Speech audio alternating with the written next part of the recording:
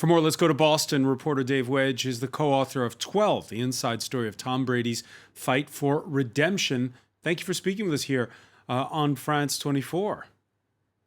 Sure. Thanks for having me. Of course, most of his career, Tom Brady spent with the New England Patriots. What's the reaction where you are?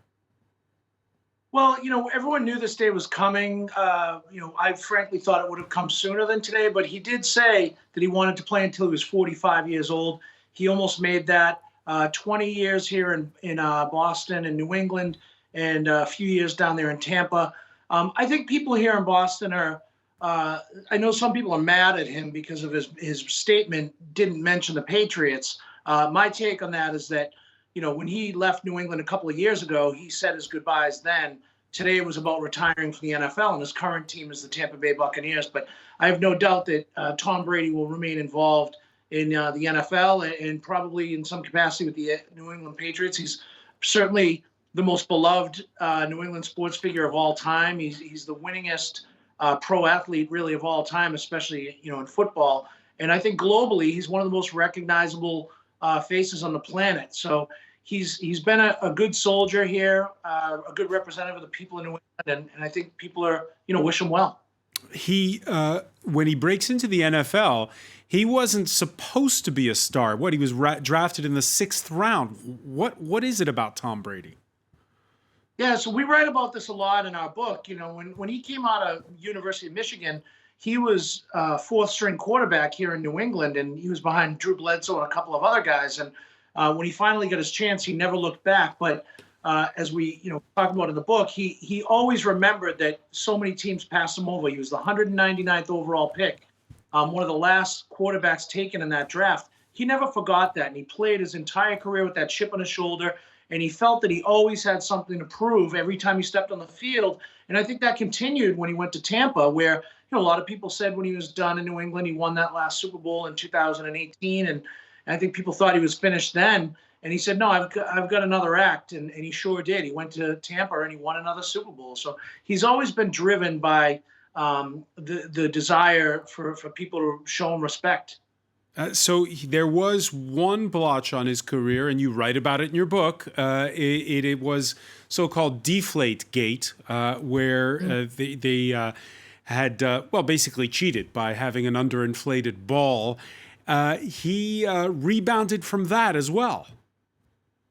Yeah, well, as we write about in the book, it's up for debate still whether or not Tom Brady cheated in Deflategate. There's no proof that he knew that those balls were deflated or he instructed anyone to do that.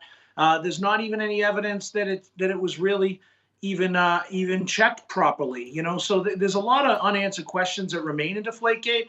Really, what that was all about was the NFL down on the Patriots as an organization, and Roger Goodell using that situation to show the players who was in control. It was a minor equipment violation at best, and they turned it into a capital murder case. But Tom Brady remained, in my opinion, he showed a lot of class throughout the experience, and he did rebound from it very nicely. Obviously, he won arguably the greatest football game ever played when he beat the Atlanta Falcons in that Super Bowl. And when he was seen on the golf course playing with Donald Trump, did that divide the people? Yes, certainly there was a lot of people that weren't happy with Tom Brady when he was showing his support for Donald Trump. But Tom he was able to sidestep that as well. He kind of stepped out of that political arena and said, look, I'm a football player. I'm not a politician.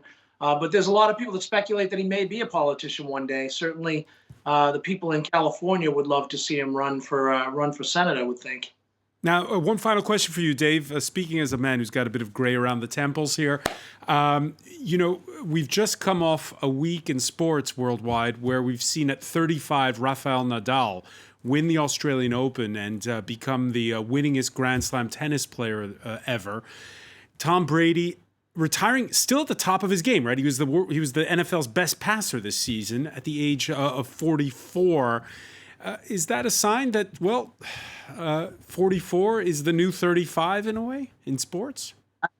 As a 51-year-old, I'd like to think so, but I do think that, a guy like Tom Brady prided himself on really taking care of his body. He's obviously, it's well well documented that he has all these fit.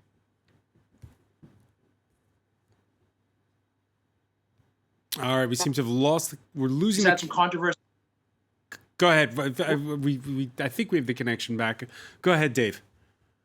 So, he's got his coach, Alex Guerrero, that a lot of people say, he's had his own controversies, but Alex Guerrero certainly prepared Tom Brady for a life in the NFL. And he extended his career at the top of his game, as you said, like no one else before. So it's been an amazing thing to watch, especially here in Boston, watching him come from nobody to what he became. He's in that conversation with Muhammad Ali and Michael Jordan and the greatest of all sports. So, it's a sad day that he's retiring, but personally, I wish him and his family well. He's earned this. Dave Wedge, co-author of 12, The Inside Story of Tom Brady's Fight for Redemption. Thank you for speaking with us here on France 24. Sure. Have a good day.